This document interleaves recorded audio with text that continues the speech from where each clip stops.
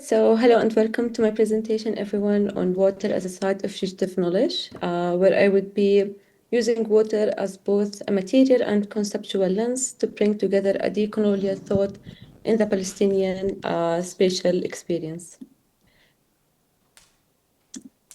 So the movement for the liberation of Palestine in its spatial, political, material, and imaginative dimensions is already inscribed in how it's named, invoked in the spatial claims like من النهر إلى البحر, from the river to the sea, where water functions as a territorial and political organizer, marking the horizon of what must be reclaimed and freed.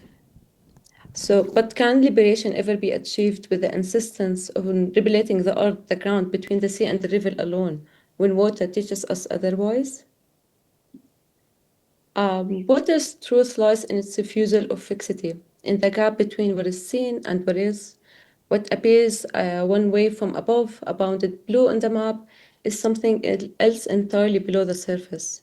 Water erodes as it moves, contradicting the premise of bordering drawn by Sykes-Picot and the fragmentation of Bilad Sham into nation-state and containable pieces.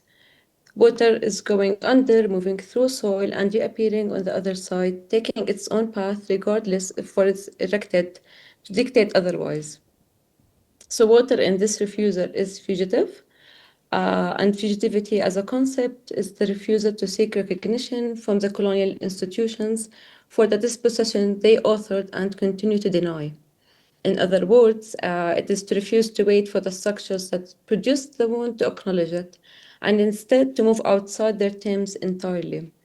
As Helpsman writes of Moten and Harney's project of the Undercommons, and I quote, "We refuse to ask for recognition, and instead we want to take apart, dismantle, tear down the structure that right now limits our ability to find each other, to see beyond it, and to access the places that we know lie outside its walls." Unquote. So to follow water in a borderless way of living and being, to move below the surface through the drawn borders, is to practice a different epistemology, where liberation is not only the recovery of the land, but a transformation of the perception on itself. One that recognizes how inherited ways of seeing, sensing, and imagining freedom are shaped by the very structures they seek to undo. So the Nakba crossing, so starting with the water as an element and how it became a medium of displacement, with a focus on the Jordan River as a site, as it became a border during the Nakba, when the crossing marked the moment Palestinians were forced to the other bank into exile in 1948, marking the loss of the lands. The Jordan River materially is the threshold beyond which return was refused to those Palestinians. To wade through it, it was to be remade by it. And in this sense, the water of the river becomes the cause, which is to liberate Palestine, its grounds, and everything in between the blues of the skies and the waters. The cause is the violence of the crossing, and the cause is the insistence on the right of return to cross back to Palestine. If the river continues its movement despite the border, then the insistence on return continues despite what the colonial Israeli regime declares impossible. I think the body already knows that it is possible, and with the recurring sensations and imagery flowing through memory, those who cross the border remember the cold. Who crossed the river remember the cold, the weight of the water against their legs, and the residue of crossing, with its sensations and fugitivity knowledge held within the diasporic bodies, which turned water into an affect too, in this sense, registering as sensations and inherited intensities rather than articulated feelings. In this way, the struggle and the loss are carried forward across generations as a living inheritance. The body that crossed the river kept a register circulating between diasporic bodies through repetition, the crossing retold by grandparents becoming the crossing refelt by grandchildren, accumulating as sensations before it settles as memories, if it settles at all. And even for those who are born into the third or fourth generation of El Shatat, the diaspora, who have never stood at the edge of the Mediterranean, never met their grandparents as fishers on that sea, nor crossed the Jordan River themselves, a quiet pull towards water remains. a familiarity that does not quite count as a memory, yet has passed down as such. So water is not only what was lost or divided, but becomes a way of sensing otherwise. A quiet orientation toward continuity where the fragmentation of borders is enforced, and what Palestinians come to believe about liberation, which how it was shaped, extend far beyond the surface of language or politics, carried in the body's insistence of movement, on return on the holiness of Palestine, and lastly on the impossibility of remaining contained. Okay. So yet this refusal to be contained, this fugitive insistence, extends also beyond the bodies of the diaspora into the nature's own way of being, interpreted by the same colonizer here, as we can see as is 1964 national water carrier diverse fresh water from the Sea of Tabariya, which is Jordan's river source, the main source, I would say.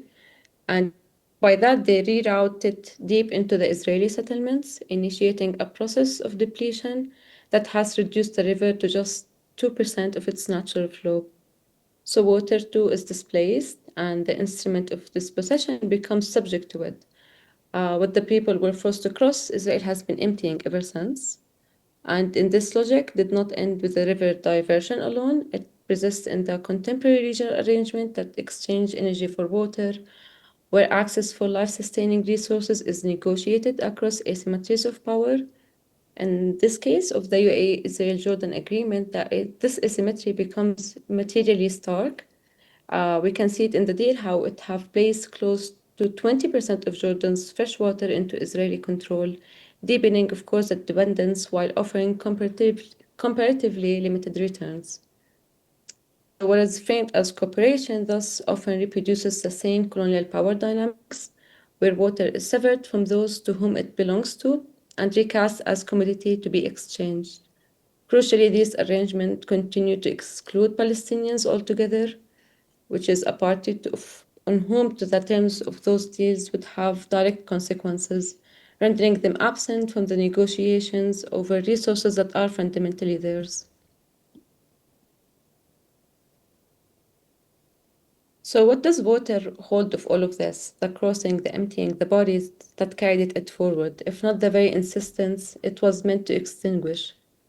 In its fugitivity and as a cause and effect, water collapses into the full understanding of the struggle for liberation with all of its dimensions. The grandchildren of that crossing answers in the chants of El Damma Bisir Mai, blood does not become water, in response to Israel's genocide in Gaza as it intensified in late 2023.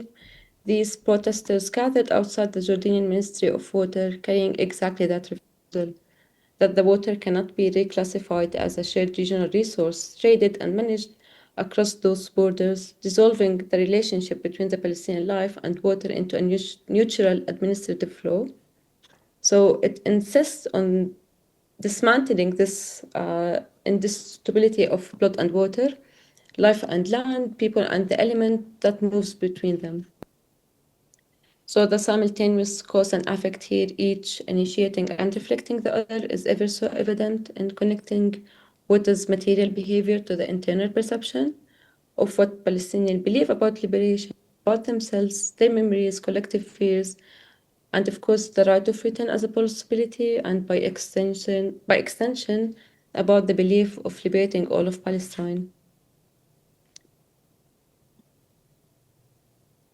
So, so on the last note here, to end my presentation, I would want to say to learn from water is to learn belonging over ownership. Palestinian ancestors acknowledged the land and water as a blessing and as a responsibility. They tended to it, lived within it.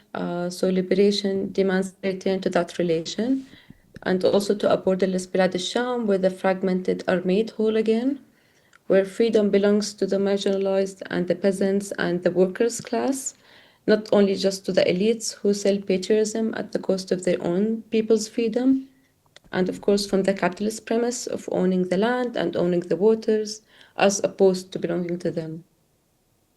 So it is the liberation from the river to the sea, and it's much more. And imagining as well the continuity without those borders is to imagine otherwise, which also requires seeing beyond that colonial structures and what they declare as legal and permanent. Water teaches us otherwise. I would like on that note. Thank you. Oh,